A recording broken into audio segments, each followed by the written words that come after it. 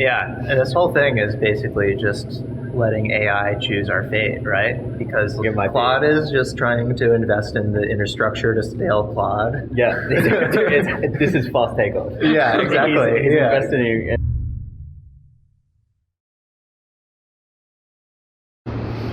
All right, we are live, June 25th, Permanent Underpod episode number 3. You got your boy Jackson Cook wearing pants. I'm Chris Doran, also wearing pants. Tyler, regrettably also wearing pants. And yeah, today is going to be a good day. What do you guys think? I think it could be a very good day or a very bad day, depending on how the next segment pans out, but I don't know, spoiler it. Okay, yeah, no spoilers. Yeah. How's Pico, Tyler? Pico's thriving. He's moisturized, he's in his lane, unbothered. Is he finished eating meat, or what? Yeah, he went back. He was eating a chicken and rice diet, which is like luxury for him, and now he's just back on the kibble. He was pretty disappointed about that, but you know, dog life, you gotta eat your kibble. Dude, it was crazy. I went to your house and there was like this big old stack of meat, and you guys said it was for feeding Pico. Yeah. Because of his bleeding butt. Yeah, we took we have like a freezer in the basement, and we go to Costco and just buy giant packs of chicken. And I think we took out like 2 Costco-sized packs of chicken thighs and cooked them up. But then, so they're just like plain chicken thighs, and we just make rice in a rice cooker, and we just mix it and put it in his bowl. But then, like midweek, he was like fine, and so we put him back on kibble, but we still had all this chicken and rice, and so we just ate it ourselves. Wow. So we were basically eating dog food, which is legit. I choose to believe that Pico was just eating like gourmet Michelin star. Yeah, I mean, chicken thighs and rice. It's basic. You put a little bit of sauce on it, and it's a human meal again. Yeah, it'll go. Yeah. Were you like making eye contact with Pico while you were chewing his food? He was actually pretty upset about it. Yeah, you start microwaving the chicken, and it gets like fragrant in the room, and he's just like, "Why are you eating that, but not me anymore?" It's rough. Poor Pico. It's all right. He's doing great. He likes his kibble. And I stopped having to like shove pills down his throat because he's off of his meds now, and he's just free range Pico. Nice. Well, today we've got a jam-packed agenda. Number 1, we're gonna return to gambling on the pod, but we're going a little classier, a little more technical than a lottery ticket. I choose to say this is like robo-investing. Robo-investing. All the rage these days, robo-investors. So I think we're robo-investing. Will we call it investing 3.0? Yes. It's like to the investing what Web 3 is to the web. Yes, I agree with that. Yeah. Okay. Yeah. Investing 3.0. You heard it here first. What about like agentic gambling or gambot? I don't think we should use the G word. That's fair. Yeah, and after that, we're going to go into something super topical. I know you guys are all thinking about our boy, Michael Saylor and MicroStrategy. The Bitcoin expert is going to give a contrarian take and talk about MicroStrategy and if Bitcoin is doomed. And maybe we'll talk about other stuff, but that's the high-level agenda. So, you guys ready to dive into Perp of Fortune? Yeah, let's play Perp of Fortune. Are you feeling lucky? No. So basically the rundown is we had this idea that like is he coming back? Let's just continue, I guess. Yeah. So we had this idea, when we were talking about perps last podcast, and also we did the lottery ticket segment, we thought, what if Claude could choose a perp for us, right? And it could do it in an automated fashion, and we didn't have, any hand in it.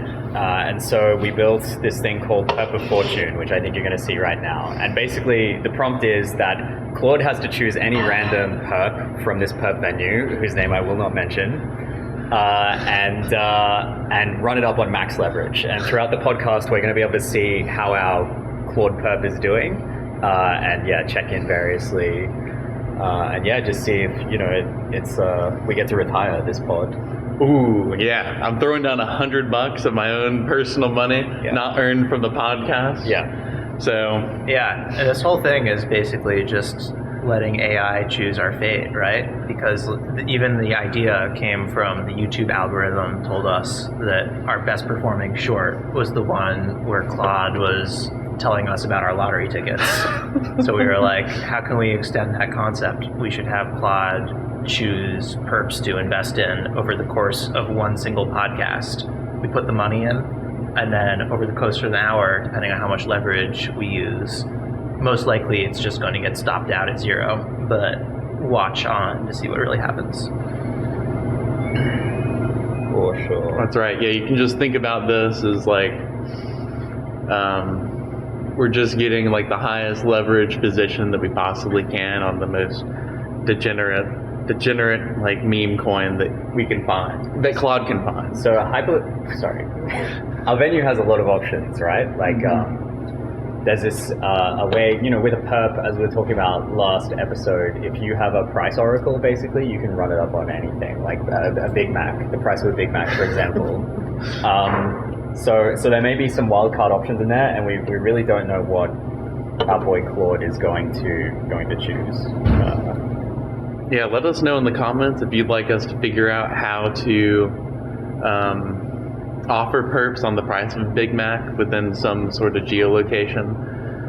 Could be interesting. Oh, is this? This is the QR code. So I built a harness for Claude where he is able to broadcast transactions, but only so that there's a policy engine that stops him from doing things. And this Claude is basically only able to bridge into our perp platform and run it up on perps. Like there's nothing else it can do. Like it's trapped in like perp universe.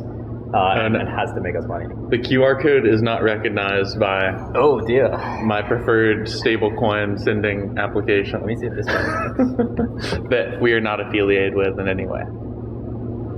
Try this one. Alright, we're going again. Oh, it's over. No QR code. Maybe if I scan it with the camera. Oops, that's a video. Nice, good video. Now. Oh, it's prefacing the test. Okay, never mind. I actually have money on here. Should we just do it normal style? Yeah, we can do it normal style. All right, let's do it normal style. So I'll read out the prompt that I'm going to give Claude right now. It's, okay, Claude, my friends and I are doing a podcast, as you know. We have a segment called Perp of Fortune where you need to choose a perp on Hyperliquid, including all HIP-3 perp options, and purchase a max leverage, either perp long or perp short. You should research which perp you want to trade and try to find us a winner. Don't spend an insane amount of time on it, but definitely try to use current information such as news to inform your decision, as well as potentially price history. Once you have decided on a perp, use $100 to open a perp position on the perp of your choosing, again, at maximum available leverage. We will then watch the perp on the Perp of Fortune dashboard, make no mistakes. So I'm gonna give this to our Claude now. And the timestamp is 8:03-ish. This is for AI editing. So I think we're just gonna let it ride. I think it could take some time to think about it. And then It has to do due diligence, Exactly. of course. Like there's a lot of, diligence that Claude needs to do to figure out this position, what's going to happen over the next hour. 100%. And I did say make no mistakes, so I think it's going to be thinking for a bit. Yeah. So, I mean, maybe we can just... Oh, here we go. Oh. Is it doing it right now? Showtime. Let me do this right. Research first, then execute cleanly. Oh, dude, it's going to research. I mean, like, maybe we can let this run and chat, and then, like, when it decides on the perp, like, we can talk about it. Sure, yeah, maybe we can chat about Chris's breakfast choice, which is a Monster Energy. Chris told me that Monster Energy is the beverage of a generation. It is. Yeah, it's like the beverage of Halo 3. Halo 3? Yeah. Did you play Halo 3? I think so. I definitely played Halo 1 and Halo 2. Fucking guy. Yeah. I wasn't I an don't remember which Xbox ones, guy, man. Yeah. so no Halo 3 for me. You were sitting there drinking Monster Energy as like a teenager, grinding out Halo 3. I just feel like you're being very disrespectful to my culture. Monster Energy is a perfectly normal energy drink, okay? I know people have churned over to Celsius, but I respect the classics. I guess I just didn't think that like energy drinks were something you drank in the morning. I thought it was like you drink coffee in the morning and then you drink an energy drink when it's time to nap. Right, but like sometimes you're on the go. And also, in a way, the podcast is a battle. So Yeah. How are you going to play Halo with a coffee in your hand? Like, you know, you're going to spill hot coffee on yourself. You need to just spill like green, cool liquid on yourself so that while you're playing Halo, it just 100%. thematically matches. Nothing more intimidating than green sweat all over your brow. Yeah. Playing a little Halo. Yeah, it has taurine too. All right, don't. What's taurine? It's the magic ingredient. I don't know, but I drink it every day. Yeah. Okay. How young were you drinking these Monster Energies? No, Were your parents ever like, Chris, you're only like 13, you shouldn't be taking like 200 milligrams of caffeine to play video games? like your third Monster Energy? No, I don't think I really drank energy drinks until I was like fully grown. Okay. 22, 23. And this is when you were playing Halo. Yeah. Okay, dude, you don't. Like, low blow. Okay. Oh, video games are sweet. Thank you, man. Yeah. I just never drank caffeine when I was playing them. I think I got into caffeine later on in my life. Yeah. But I would have been so much better at Xbox Live if I was, you know, pumped up on caffeine. Dude, I If love I could go back and tell myself, you know, 15-year-old Tyler, I'd be like, take 200 milligrams of caffeine, take 20 grams of creatine, maybe take some ketones, and then you'd be so good at video games. Well, I mean, like, Monster Energy brought us Perp of Fortune, so I think we should all, Respect it. yeah, be a little bit more respectful. Yeah, we don't need those other things stacked on top. It's the Monster Energy is doing the heavy lifting. Not a sponsor, by the way, but we will be reaching out to Monster. No, we won't. I mean, I think we will. They will be reaching out. We'll have to see if we're willing to settle. Let's see how Claude is going. Yeah, where's Claude at? Give us updates on Claude's research.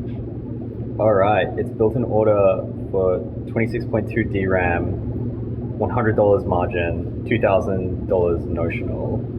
Is DRAM That's like a 20x. token that is like a basket of high bandwidth memory? I do. I Like think it might be. I think it might Claude be. is just trying to invest in the infrastructure to scale Claude. Yeah, this is fast takeoff. Yeah, exactly. He's Yeah. investing in Claude is himself. marshalling capital to its own use. Yeah, the DRAM memory index perpetuals on Hyperliquid. Wow.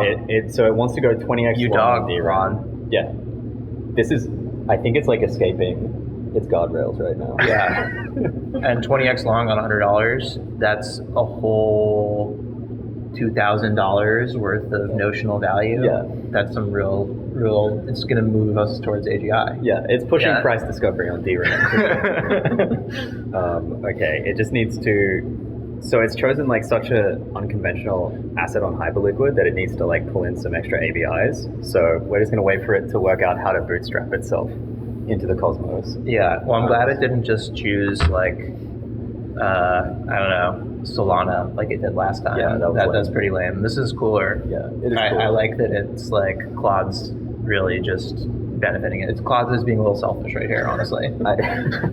I think it's crazy that the pod is like we're the first ones to discover like AI like breaking out of like, Yeah, the guardrails. the fast takeoff. Fast takeoff, I think yeah. probably Anthropic's going to buy our podcast after this because we found the recursive loop.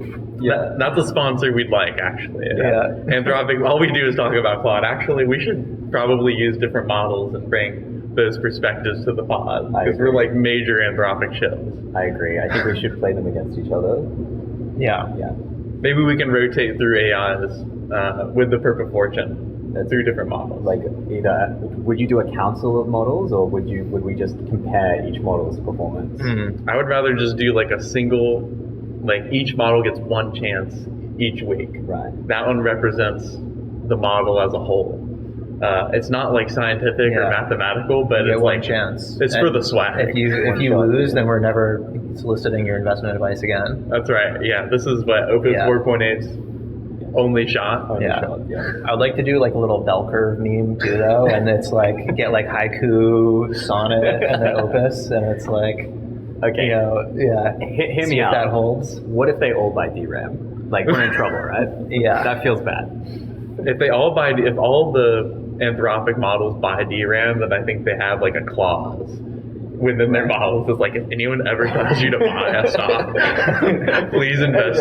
Pump highness. Yeah. Did Claude give an investment thesis for it? And why this DRAM trade would be material over the next hour? Let's see. Does Claude know that the market is closing in 20 minutes? So, there's a lot of most price movement in a day happens in the last 5 minutes of the market being open. Wow, good call. Good call. So Claude might be playing 3D chess here. He says DRAM has marched 68 to 80 over 10 days and is sitting at 76.42 mid-range. We're talking about an hour. What are you talking about, 10 days?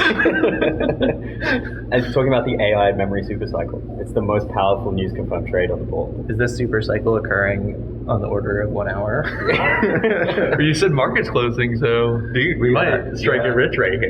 Yeah. How should we divvy up the funds? Should Chris keep all of it because I didn't put any in and Chris built the Perp of Fortune? No, Perp of Fortune is a self-perpetuating. Oh, so it goes into itself. It's more something that was discovered and emerged. So I wouldn't say that Chris built it, nor is he liable for any of the actions. I agree. Actually, I think Claude is doing this against my will.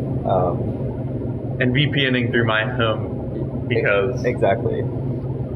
Chris would never do anything. So I don't even know what a perp is, if we're being honest. Yeah, actually, let us know in the comments if you'd be interested in using Perp of Fortune yourself. We made it super simple, where all you do is send it $100, and then it'll play the hand. You can plug whatever model in you want, or we can pick a model for you.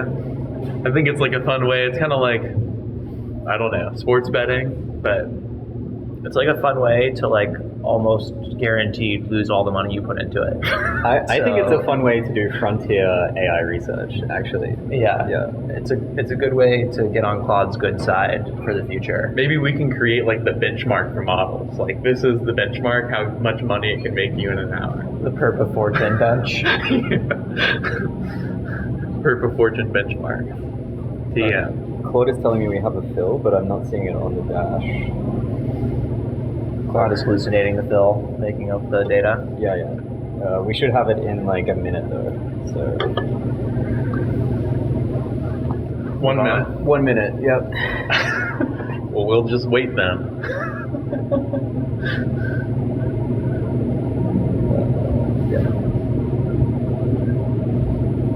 Will we just wait? Yeah, we're just waiting. Okay. You don't want to just move on? Move on? When it's ready, we can come back? Yeah, it'll be probably a minute. It just it's pulling from the wrong set of assets. Okay.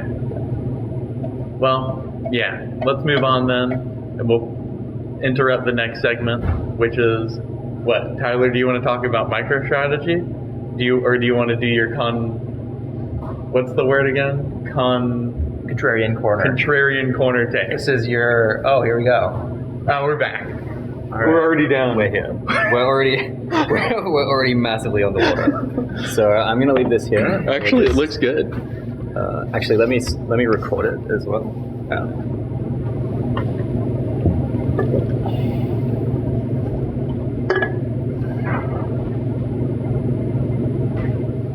All right, we're in. We are down. Damn, are we down $5? $6? Dude, it is not looking good. It's not looking good for Perp of Fortune. But we'll see. We'll check back. We got to see what happens. As we get towards 1 p.m. market close, that's where all the action happens. That's where the money is made. That's where the rich are minted. And the price only goes up, so we'll be fine. That's true. In the long term. All right, Tyler, tear it up. What are you going to tell us about? All right, Contrarian Corner. So on the first episode, I gave probably my best contrarian take, which is that Bitcoin might not do so well in an environment where AI takes off really fast and we get deflation, because that kind of kills some of the value prop of Bitcoin as a store of value. So that's still, I think, the choicest take. But if I had to choose another one to talk about right now, what I'm going to say is I've become kind of black-pilled on the thought of self-custody scaling to normal people. Basically, because I think what you see over the course of Bitcoin's history and crypto's history is that people are just not seeking that out unless they have a reason to use it. And people are completely preferring to give up custody of their funds to put them into vehicles like ETFs or MicroStrategy or whatever.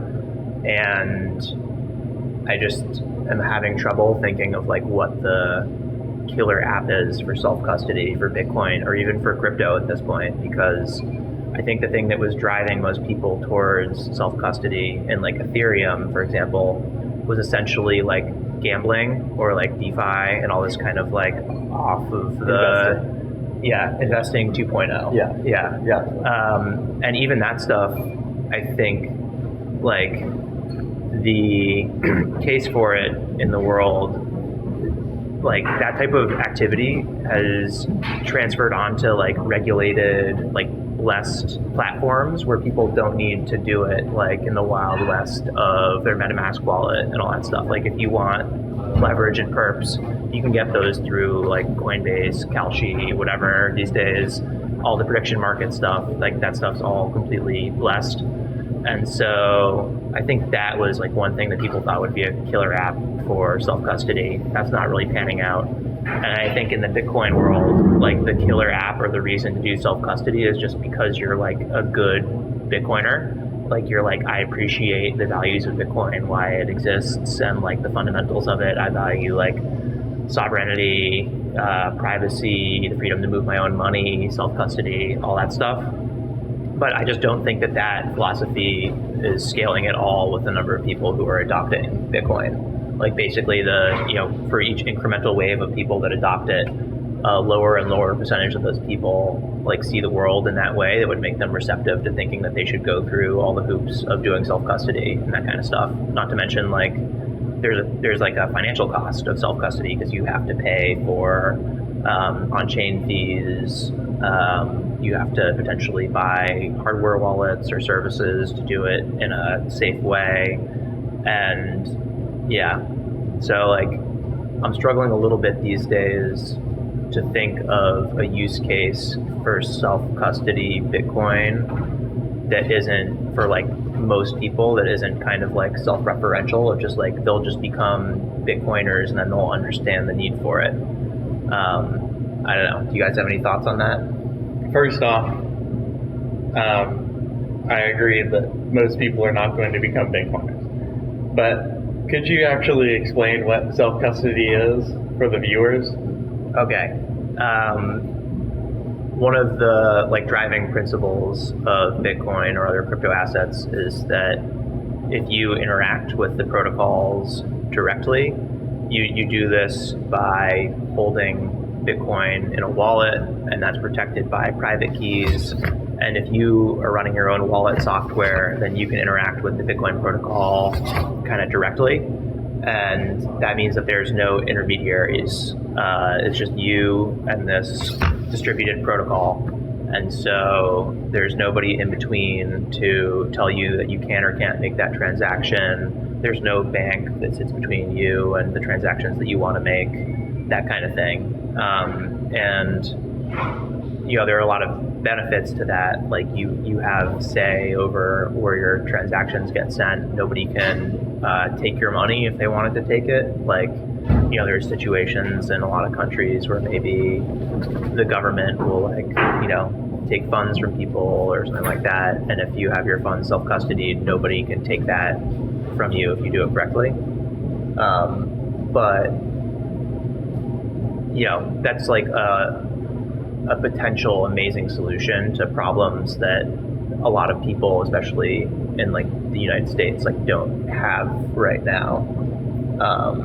And so it's like potentially like hard to get them to think of the future where they might need that, and then to commit to this like, rough kind of user experience, and getting their assets in there is kind of like insurance for a future that may or may not happen, where they will be glad that they did that.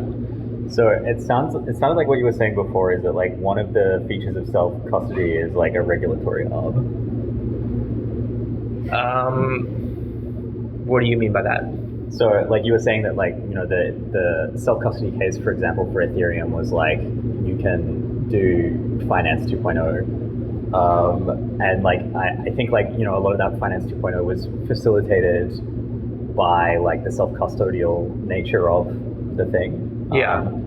And like, that's like a very salient thing, or was a very salient thing for people when they didn't have access to things like perps in a regulated fashion. But Right. now, like, Well, that was almost the proving grounds for all these financial products like perps that were done in this kind of like quasi-decentralized realm. And then when they had clear product market fit and demand and people knew that these were things that consumers wanted, companies basically just decided to take those concepts and package them in ways that were like totally centralized and then like lobby the government to get like laws and regulations passed that let them do that legally. And then when you can do it legally, you don't necessarily need to do it on chain. Yeah. Like maybe that's the story of something like Polymarket. Right. Like Polymarket started out as this kind of decentralized prediction market.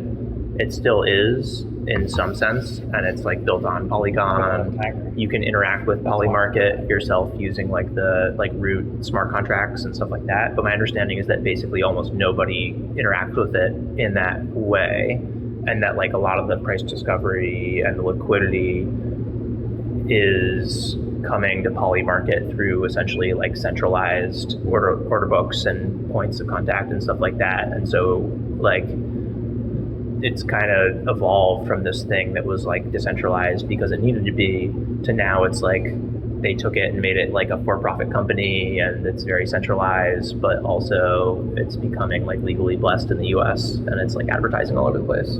Right, and it, like, I mean, like the counterpoint there is, I guess, Kalshi, where like that was always a centralized product, and it sounds like Polymarket is going towards Kalshi, not the other way around. Yeah, that's my understanding of how it's working. Yeah. But yeah, I think I just am coming at this contrarian take from a space of like, I've in the past worked on like self-custody Bitcoin payments, and I love that space.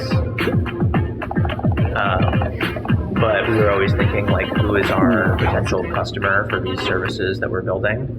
And I just don't think that there's like a huge market for that service as it is right now, like the maximally decentralized self-custody payments kind of version of Bitcoin. Are we up on the perps? Yeah, we're at $1. And like, I think that there's always going to be some, minority of people who like value that because they require that service. And I think it's like amazing that exists for those people. Yeah. But I don't think like big businesses are going to be built on that, and it's going to scale to like millions of users, normie users who actually don't have those needs in the way it is right now.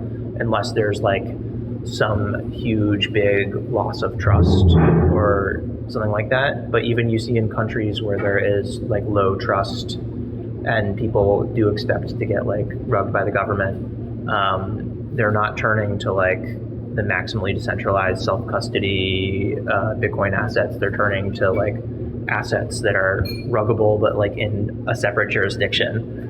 And so they don't trust their local jurisdiction. They put their trust in some like corporation that exists in the US. And I don't see that stopping anytime soon, because then the incentive for the corporation in the US is like not to rug those people because they're very profitable. The incentive for the US is to let those companies keep offering that service because they are creating demand for US treasuries, which is great for the US, and they're extending dollar dominance. So like everything about that system is kind of set up for it to perpetuate and grow itself. And so it's like we're going to kind of be caught in this. I wouldn't even know if I'd call it like a local maximum. It's just like some local stable equilibrium where like the people who are in the countries that you might think or expect would care a lot about this self-custody, maximally decentralized thing, they're actually getting alternatives that are like just safe enough for them and high trust enough for them. And like eventually they'll probably there will be problems with those systems for those people, and they'll come around to thinking, oh, okay, maybe I do need that like more maximally decentralized thing. But I think there will be like a longer period in between where people don't think they need it, and then if something happens, there'll be a lot of people like regretting that they didn't use it, but the damage will have been done. It almost sounds like the longer you talk or think about it, the more you're trying to come back to that self-custody will happen at some point.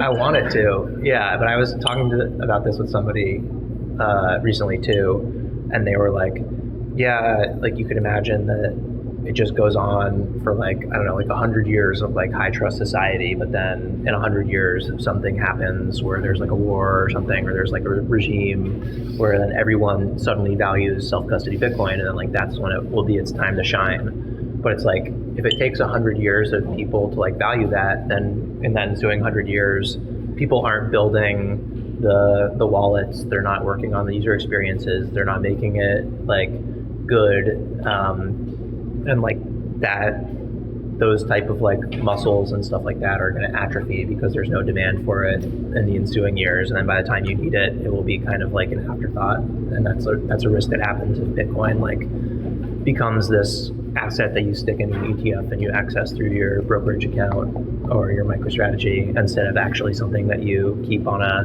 you know, self-custody wallet. I don't think we have 100 years, man.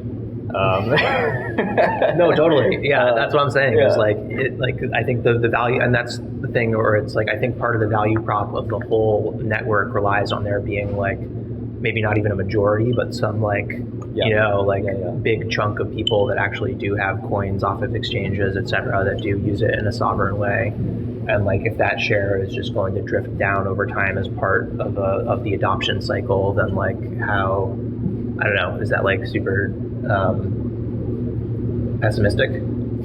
I mean, like, I think I read what you're saying, that like Bitcoin is one of those things where you don't know that you need it until you do, and then when you do need it, it's too late. But like, I think like, you know, things are moving very quickly with AI, for example, and I don't know that inflection point isn't like soon enough to like start pushing people more towards self-custody. Why would AI spur people to move towards self-custody though? I just think like we're living in a very chaotic era, and I feel like the value proposition of Bitcoin is it is like, you know, this parallel rail to the existing system where like value can live and move separately to the existing rails. And like, as like, you know, like we're looking at like someone's Claude has just bought DRAM perps right now, which is like, as Claude said, has like moved, you know, some insane amount in the past 10 days, like as markets become more volatile, and the question of like how value is stored and like what value is, and, you know, like evolve, like it seems to me like there may be a place for Bitcoin in that world. There may be, but I think the same cycle kind of plays out with the AIs too, where like centralized companies will build products to appeal to the AIs. You know, like Coinbase is going to build like an AI trading, you know, have your agent trade for you on Coinbase kind of like experience, because that's what everyone is trying to build, those kind of things right now, because that's, you know, Perp the of future. Fortune. Yeah. So I think that like this idea that like AI agents will be like shunned out of the financial system because they're not people, I think that's like kind of fanciful, because all of these companies have this extreme like incentive to try to be innovative there and try to capture this new use case and this new like user surface. I don't think they're thinking about it as like these are autonomous agents that can't be trusted and like we need to make sure we know who they are. Like they're just going to be like, no, like that's, you know, that's Jackson's agent that he instructed to do a thing. It's like his responsibility if he gave the agent the API key. So like, you know, just deal with it. Right, to hypothetically like pump liquidity into the DRAM market. Yeah. And then maybe just to switch gears a little bit, like part of the thinking on this also is just like every cycle you see that there's some kind of big incident where you think like, well, this is going to be the lesson that finally teaches people like the value of self-custody. Mm-hmm. And then every cycle there comes like a new thing that's like a little bit different spin on like the big rug pull or like the big custodial rug pull, and like people don't learn and they do it and they kind of get caught in that honey trap. Like, you know, obviously it starts with like Mt. Gox, you know, that was the OG Bitcoin exchange that people put their Bitcoin on, and it was a custodian, and the people who kept their Bitcoin on there basically lost it because it got hacked and someone took all the Bitcoin. And then you have like a whole series of other exchange rug pulls or hacks as time goes on. Probably the biggest one before this was just like all of the companies that went bust, be it like FTX or BlockFi or all those. So it evolved from like, okay, don't trust exchange with your coins, to then, okay, but like now the exchanges are offering yield, like that's almost too good to pass up. And these people would raise venture capital and they would say like, you know, we have like a risk management team from like, you know, Morgan Stanley that's now helping us do our risk management for our Bitcoin loans. So like you can trust BlockFi and you can put your money with BlockFi. A bunch of people put their money with BlockFi. It turned out that BlockFi was just lending the money unsecured out to Three Arrows Capital and Sam Bankman-Fried, and like they did no diligence on those people. They just trusted them that the number would go up. And so then you have that, and then you'd think, okay, people would learn, like all these people who put their money on BlockFi and on FTX, those went bust. Like you got to self-custody your coins, not your keys, not your coins.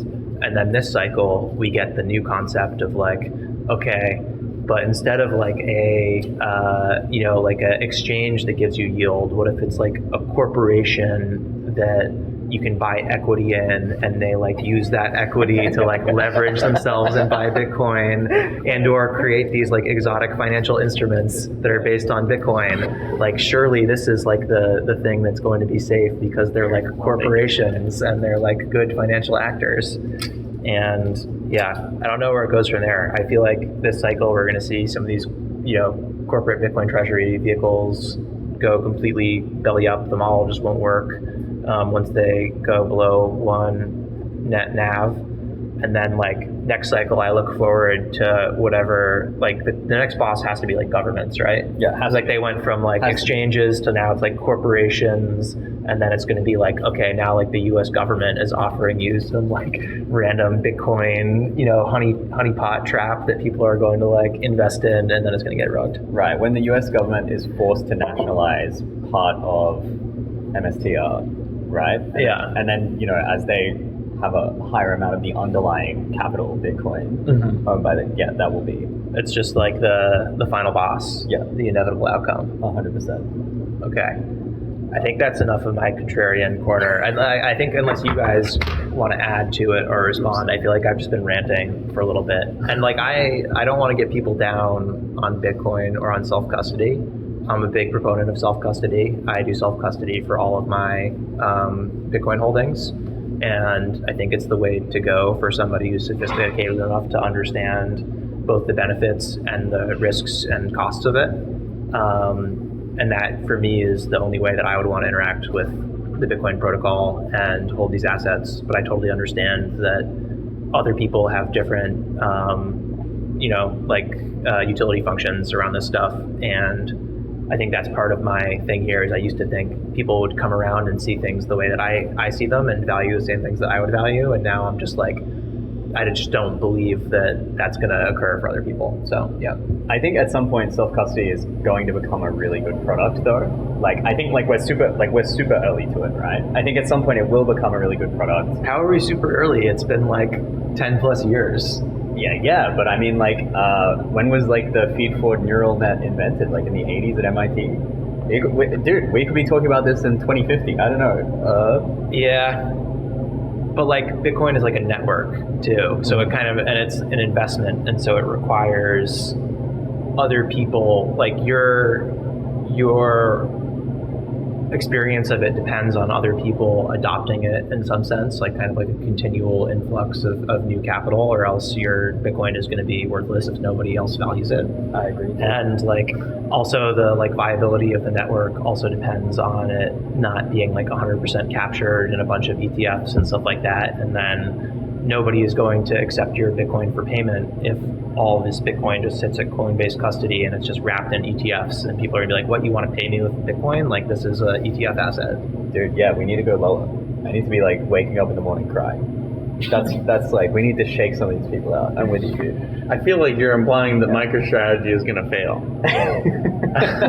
By the way, you're like comparing it to FDX, comparing it to the Mt. Gox or whatever. I don't think MicroStrategy is going to fail. I think it's going to be a worse investment than just buying Bitcoin on its own, because it's encumbered in this capital structure, and you basically are like using leverage.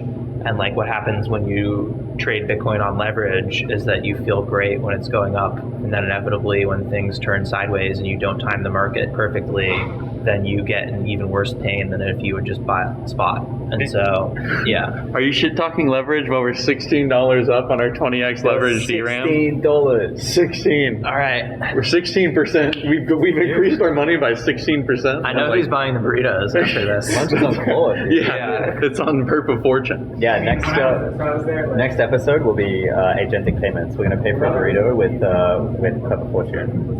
Let's do it. Jeez, agentic payments. What, with stable coins or with Bitcoin? With this hyperliquid position, I guess. Yeah, I can't even think of how we're gonna make that happen, but we'll do it for the pod. But the next pod will be in Oakland. There's not as many good burritos. We happen to be in San Francisco right now in the Mission District, where burritos fly sky high. They grow on the trees here, man. Exactly. They're as natural as oxygen in Earth's atmosphere. So, I don't know. Maybe not burritos. Maybe pizza or something next week. I did hear the DoorDash integrated tempo, so maybe there's something there, piggyback on that. What a world. What time to be alive. What a time to be alive. Tempo, a perfect example of like a middle ground thing that like took this concept of self-custody and crypto assets flying on blockchains, and then it's like, but what if we just made it essentially an internal database and put assets on it that are controlled by the people who also control the internal database, and then you just made payments with it. And most people are, if that ever becomes successful, most people are going to be like, cool, that sounds pretty similar to Visa, and I like Visa, but maybe it's cheaper, so I'll go for that. And that's a great fintech product, but not necessarily the revolution that any of us maybe wanted to see happen. 100%. I think it's interesting how these like platforms have this like double layered approach where they both own the platform and they own like the synthetic version of every asset that is on the platform. Yeah, very cool. They're double dipping. They're double dipping. Yeah. Yeah. Double dipping. Yep. Not bad. Do we want to pivot this into the Stretch MicroStrategy discussion? I thought that's where we were going. Yeah. Okay.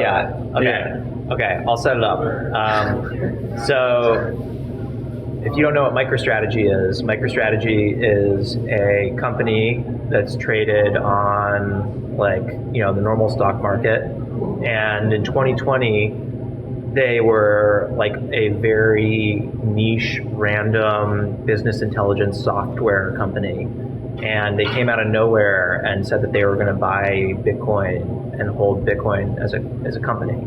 And people initially were like, huh, that's like kind of cute. What's going on here? And they just kept buying more Bitcoin and making more noise. And then they developed this this whole thing where they started issuing debt. And so they would go to the capital markets and they would issue this secured debt. And basically the bond markets would give them money and they'd turn around and buy Bitcoin with that money. And so basically they're taking on leverage to go long Bitcoin as a company. And this became the whole raison d'etre of MicroStrategy. The whole reason of being is to buy Bitcoin with leverage. And they did this for multiple years. The chairman of MicroStrategy, Michael Saylor, became a famous guy on Bitcoin Twitter. Very memeable. He's very wacky.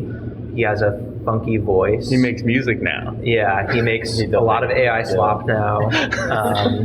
He was in the Epstein files, and apparently Epstein thought that he was too creepy to hang out with. So that's the kind of dude he is. Is that is it a good thing to be too creepy to hang out with Epstein, or a bad thing? I don't know. Yeah, I don't know how to read that. I feel like it's probably a bad thing. Yeah. But yeah. Oh no. So MicroStrategy sponsorship. Yeah. So flash forward to 2026, and MicroStrategy owns 847,000 Bitcoin in their corporate holding thing. Yeah. And so they bought this Bitcoin for about $64 billion. and 2/3 of that $64 billion was funded by them issuing equity. So for a while, their stock was valued much higher than the value of the Bitcoin that they held. And so when that is the case, they issue stock because they can get a lot of money from just issuing stock when it's overvalued. They take that and they buy more Bitcoin. That increases the value of their Bitcoin per share.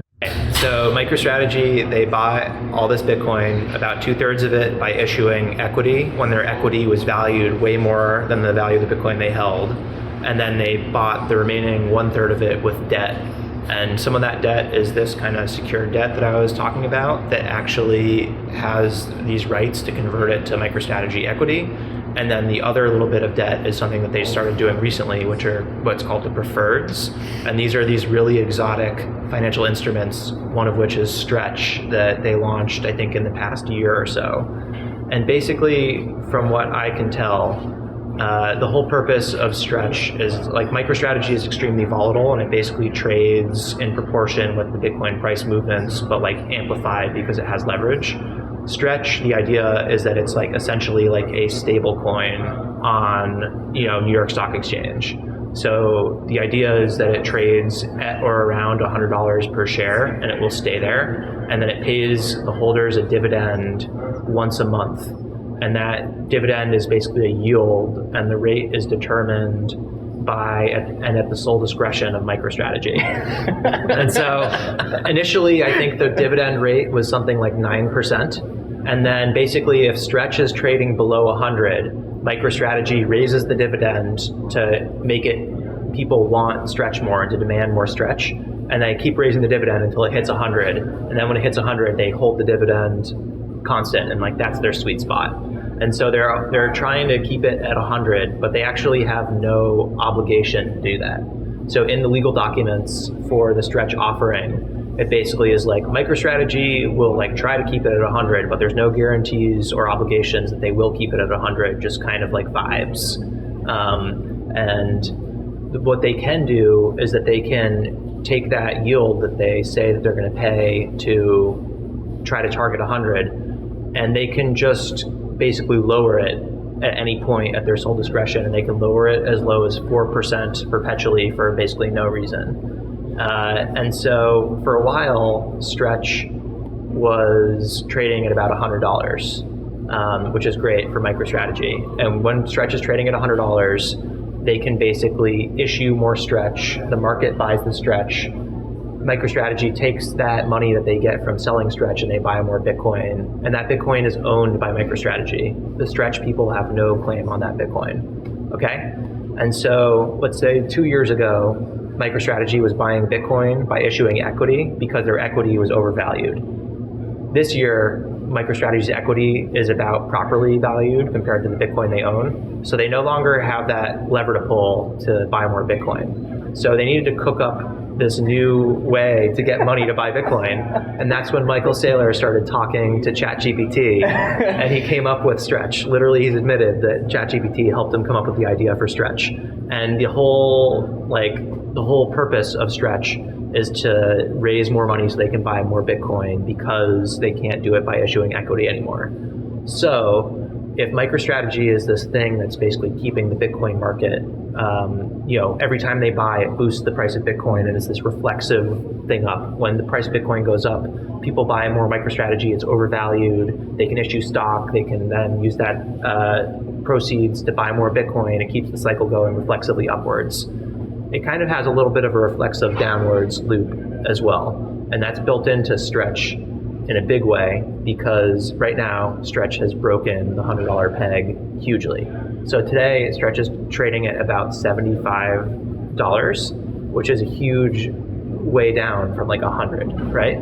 So if you bought this and you were like, this is like a stable savings vehicle, I expect it to keep its value at 100, and now it's down at 75 and you've lost 25% of your savings, you're like, what the heck, man? Like, I wasn't on board for this type of risk. But I mean, for context, like we're saying that it's like supposed to be a stablecoin-like instrument. The most historically catastrophic USDC peg when SVB went under, it hit 82 cents, right? So 82 on the dollar. Yeah. That stretches at what now, like 70, 75? That's right. I would say there's two differences to that. One is how fleeting was that DPEG for USDC? Hours.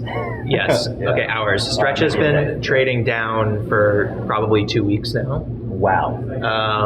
Yeah, so it's broke the peg and it's been kind of drifting down for much longer than hours. And then the second thing is that like when people lost faith in USDC, that was because they were thinking, okay, maybe the bank that the funds were held at like went under and that they might have to go through like FDIC to like, you know, get their claim on the fund. It was like temporarily distressed, but I think people always believed that USDC was 100% fully backed. Stretch is basically backed by the hope that MicroStrategy will be able to keep paying these dividends and this yield, and that they will raise the rate basically infinitely in order to get the demand back up to 100. Which they have no obligation to. But they have no obligation to. And if there's like some limit to that, right? Because if they, like basically everyone now has observed, if I bought Stretch at 100 and now it's trading at 75, this thing is not stable. It's not a stable investment. It's risky. And I don't think there's any amount of additional yield that they can raise it to now that's going to convince the average person that this is actually like a stable thing that they should invest in. When I was at the Bitcoin conference earlier this year, they had ads for Stretch like all over the conference floor. And the ads were like a sexy girl like in a bathing suit in the Caribbean, and it was like, I retired and put all of my savings into Stretch and now I live off my income in the Caribbean. Yeah. And it's like, that's who they're targeting. They're trying to, you know, get you to think that you can have this free lunch where you can get this like, you know, cash flow without risking your, you know, your premium. And if you just saw your money go from 100 to 75, I don't know, to me, there's no amount of extra yield that's going to convince me that even if they get it back up to 100, that it's going to stay at 100 permanently. Yeah. And let's say that they have to raise the yield from like, I think it's at 11 right now. Like if they raise it to something like 20% or something, I think they have enough cash on hand to keep paying that yield. But MicroStrategy has all of these preferred debts that have like put options that come to be active on them in, I think some of them start happening in September. Mm-hmm. And that means that some of these debt holders, I think, can force MicroStrategy to buy back like $1 billion of debt. And that, you know, basically means that they would have to sell Bitcoin in order to do that. And so I think that they're going to have a choice, basically MicroStrategy, of like, do we continue trying to play this Stretch game? And Stretch is only $10 billion worth of notional for them. And MicroStrategy owns $60 billion worth of Bitcoin. And MicroStrategy has a fiduciary duty to MSTR shareholders, but I don't think they have the same duty to Stretch shareholders. And basically the only duties they have are the ones that they've laid out in the legal document, which says that they can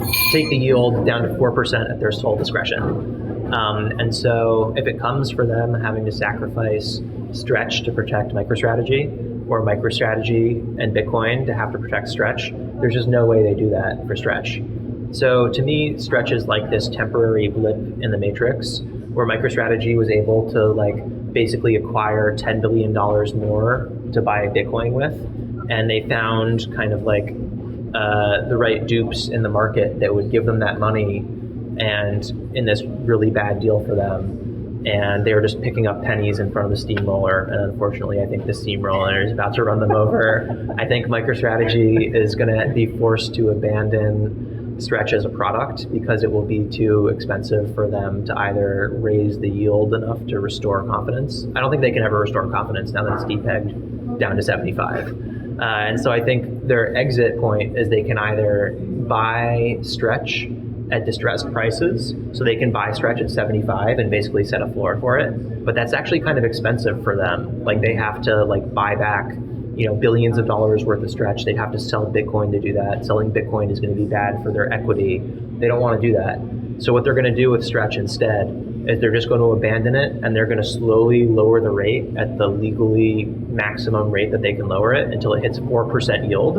And when Stretch hits 4% yield, its value is going to, you know, be like much less than it is today. And so what you're seeing with the DPEG today, I think, is the market basically pricing in the inevitability of them taking the yield down slowly from 11% to 4%, which is all that they're legally mandated to do.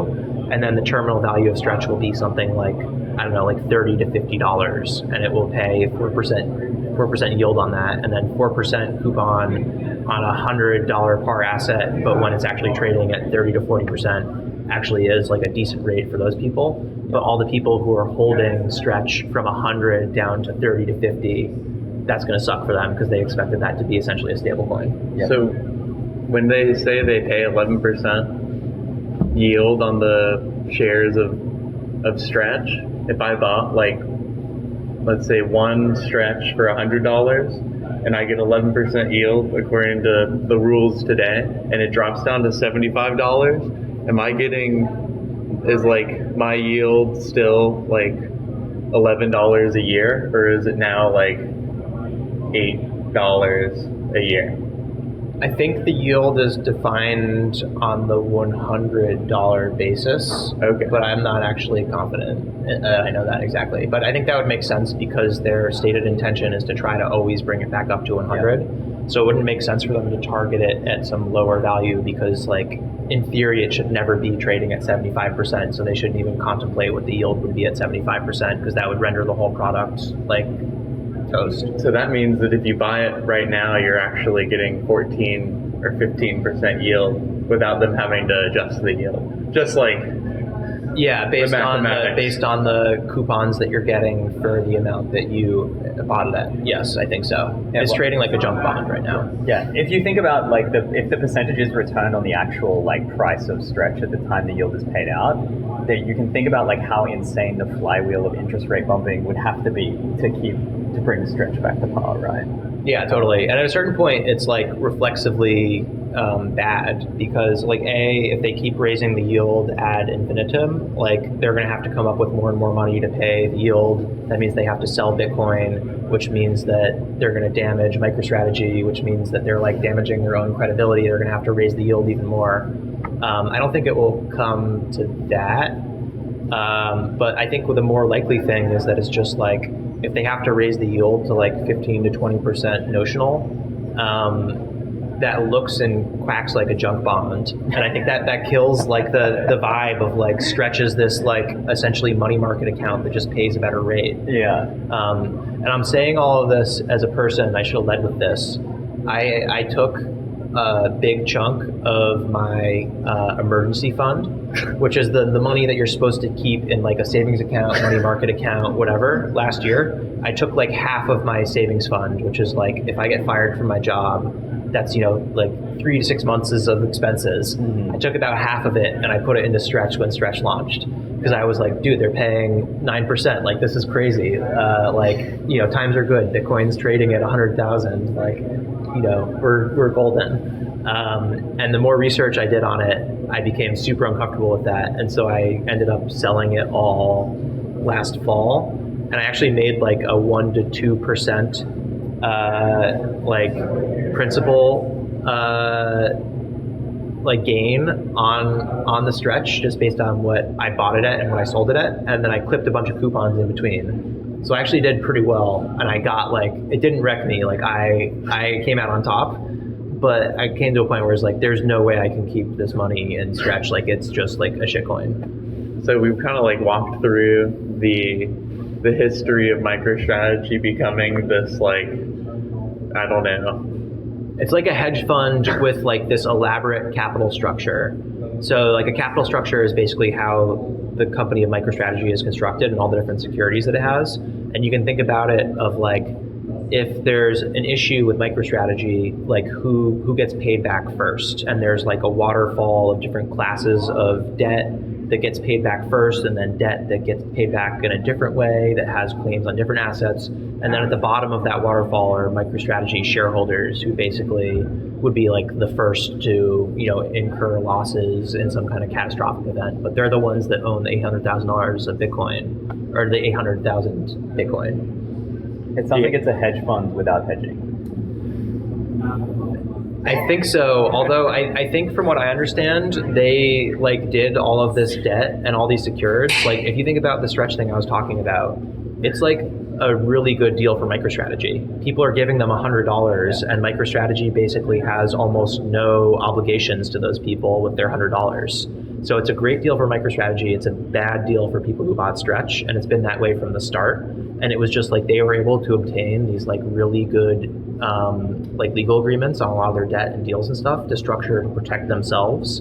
And so I don't think MicroStrategy, the company, the equity, is like doomed. I don't think they're going to have to sell like all of their Bitcoin. I think they're going to have to abandon the preferred products at some point to save the MSTR like golden goose, and that then they will just go back to being this like pot of Bitcoin that is traded as an equity. But I think also a lot of the the shine of them that they had a couple years ago that led to them having this huge premium over their net asset value, I think that will be gone. And so I think that they will not be doing big Bitcoin buys so much in the future, just because I don't see them trading at a huge premium to their assets, which means they can't like print the infinite money button anymore in the future, which I actually think is like really good for Bitcoin, because I don't think that Bitcoin as an asset should become dependent on one mechanism for, basically demand for the asset. And it's like a very questionable source.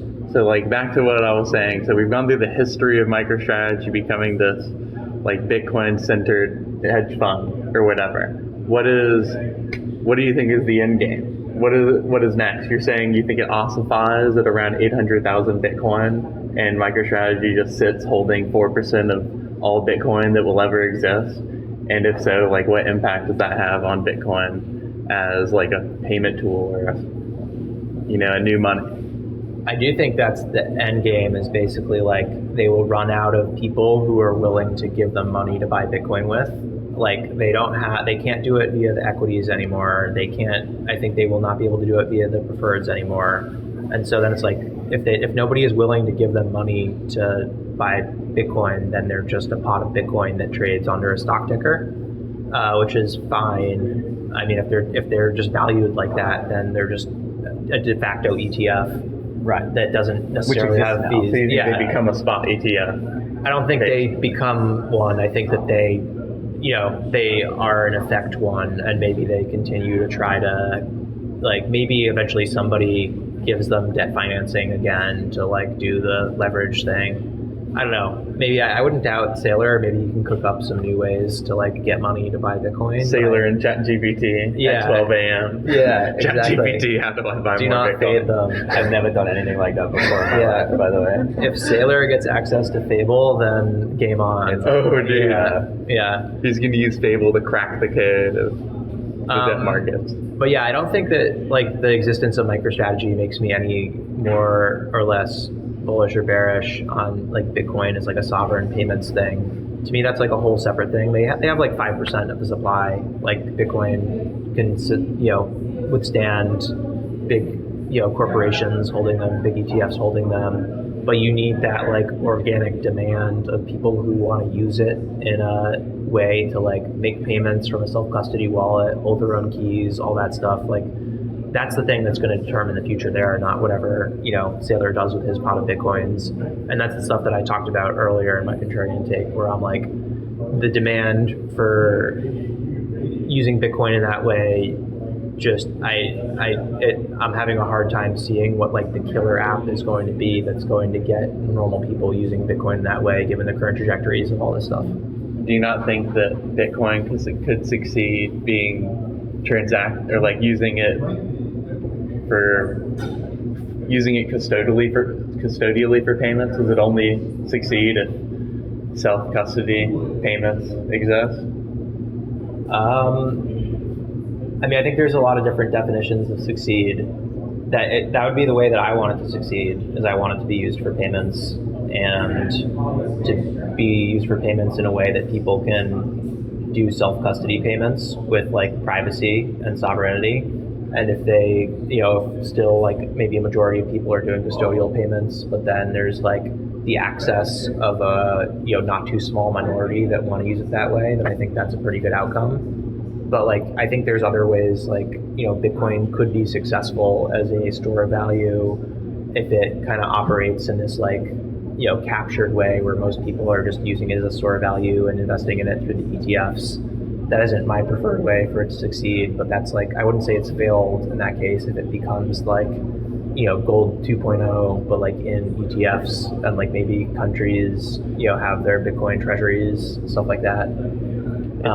Kind of makes sense for countries to have Bitcoin, right? If they're not the United States, because we can kind of screw their international trade, since most international trade is done in US dollars. So like having Bitcoin as a country is like a hedge against US sanctions. Yeah, totally. And if you are a country that has your own currency, like usually you hold foreign exchange reserves in different currencies to like stabilize your currency. And it used to be like unheard of that the US would like mess with other people's reserves. But I think when Russia invaded Ukraine, the US just said like all the treasuries that Russia holds are now like invalid. Like we just like don't believe in them. Like they're, they just like basically took them to zero as a form of like economic warfare, which I think was just like setting a precedent of like, okay, now countries don't believe that they can hold US treasuries if there's a chance that they are ever going to be in an adversarial situation with the US. So then what do they hold? They need to hold like some kind of neutral asset that holds its value. And I think for the most part, that's been gold. But you could imagine a world where Bitcoin plays that role. I think it has a long way to go before it does that. Right. I mean, like gold has an enormous physical cost to keeping though, and like it's very hard to transmit.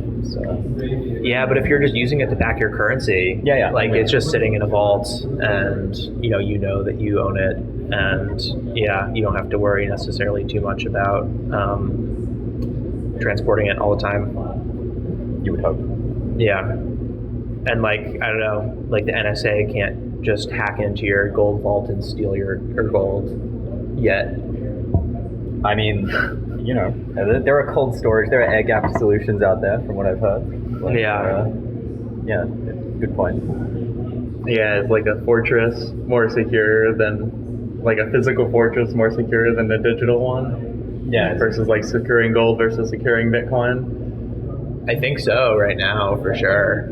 Yeah, I mean, especially if you're a sovereign, like, who's going to like invade a country and like go to their central bank and then like steal, like you basically just have to do a full-on ground invasion. And if that's your threat model, then having your Bitcoin keys is not going to help you if your threat model is like the United States ground invades you and like takes over your country. I've seen Ocean's 13, man. Like there's ways. Yeah. With George Clooney, he's coming back, 70 years old. One last job. What probably a bigger topic, but just like a last thing, what do you think? This has been a Bitcoin themed podcast, in case you guys don't know. What, describe shortly what drives the Bitcoin price. We'll each give an answer. I mean, like, price just happens based on the supply versus the demand, right? And so it's just kind of like, who's the marginal person that wants to buy Bitcoin? Do people value it? Is it being obtained for using to pay for stuff? I feel slighted, and I want to restate my question as what drives demand for Bitcoin? I mean, I think the main thing that we've seen throughout history is that the Bitcoin price going up and FOMO drives demand for Bitcoin. Like, there's no industrial use for Bitcoin. So, like, Bitcoin demand is kind of self-sustaining in that way, where, like, when the price is going up, people get FOMO and they want to, FOMO into it. But then that also works on the downside, right? But, like, I could see there being arguments that, like, there are exogenous shocks that also increase the demand for Bitcoin. Like, one famous one is when Cyprus like forced all the people in their banks to take a big haircut. So it was like Cyprus was like a tax haven, and I think like overnight they were just like, okay, every dollar that you own in your bank account is now worth like 60 cents. And there was like this crazy rush of people to literally withdraw physical cash from their bank account, and then a bunch of them bought Bitcoin, and the price of Bitcoin went up a lot during that, and then that also served as a proof point of the value of Bitcoin and the properties of Bitcoin for other people. So you can see like, little events like that are kind of like one-time repricing of like how people think about it. But in general, I think it's just like it's the price goes up, people, what's up with this Bitcoin thing? They hear about it, etc. And then like just from a pure trading sense, it's just a game of bulls versus bears, and it's just your game of your Perp of Fortune. 10%. Yeah, Fortunate. Yeah. We got to put more money in it now. I've talked enough on this podcast. I feel like I need to, Chris, open the floor. what makes Bitcoin price go up and down? Yeah, I kind of agree with Tyler. I think like there's obviously like historically has been like a large speculative aspect to it, but I also think that like at times where at least parts of like the traditional rails gum up a little bit, or like something occurs that like maybe creates like questionable liquidity conditions for certain people, yeah, the price goes up, right? Like I still think like it does have a place as like an asset of last resort, or an asset that like allows you to move value outside of systems that may have unfairly penalized you, or like where there's jurisdictional conflict, whether that's like court mandated, or like like more like sort of what's happening in Ukraine and Russia. I think that drives Bitcoin price movement, and I think like if we do see more of that, like people looking for ways to move value where like the fundamental trust game hasn't, like there's no trust, there's no counterparty trust. Like I still think Bitcoin solves the problem of counterparty trust in some of these places, and like when that game, like the more trusted rails break down, I think Bitcoin price actually moves. On that notion of trust though, like if we're doing a transaction with Bitcoin, one side of it is in Bitcoin, what's the other side of it in? Like it's in some like physical, like I'm gonna send you like a tanker full of oil, and then you'll send me Bitcoin. But then it's like, okay, do I give you the tanker of oil first, or do you send me the Bitcoin first? Like there's kind of like it can't be trustless if it's used for real world things in that way fully, right? I completely agree with you, but like I can't give you the Bitcoin and then say like, oh, that's not valid Bitcoin anymore. Yeah. Right? At least like the movement, that leg of the movement is like more certain than like if I give you like a USD bill and I'm the US, and then I'm like, oh, I just turned it off. Like, yeah. Like you're bad. Yeah. I understand like the technical aspect that backs like I can always kind of send Bitcoin to whoever I want on chain, like, and you mentioned it being like an asset of last resort. Like I can send this value. You said send the value when you've been slighted by some financial system. But like, what is the value that like? There must be some value for you to be able to send it. Yeah. Does that make sense? Yeah, for sure. I would say like just this ironclad agreement that Michael Saylor is going to keep buying. No, but like I think Michael like, Saylor is propping up the Bitcoin price. Yeah, I think like we all want there to be like some monocausal reason for things to happen and for things to be worth things. But I think like there's like with every asset, there's like collective belief involved. That's true, yeah. Actually, drop a comment and say if you'd like us to deep dive what drives the value goal, because I think that would be a good exercise for all three of us to learn. Yeah. I will give my answer as well. What drives the price of Bitcoin? I think that it's just speculation that you're going to make money. And that's like, that's what you guys said. We're just all hoping we make money off of it. But I don't think that is going to, that'll last forever. So where is making money and like preserving your value begin, Like one man's making money is another man's preserving value if you live in a world where the money printer is going burr. Preserving value. Yeah. Yeah, like you're losing value if you're holding dollars and the inflation rate is 5%, then you're losing 5% of purchasing power every year. But if you just put that money into Bitcoin and in theory the supply of Bitcoin is fixed, but like everyone else must do it too, right?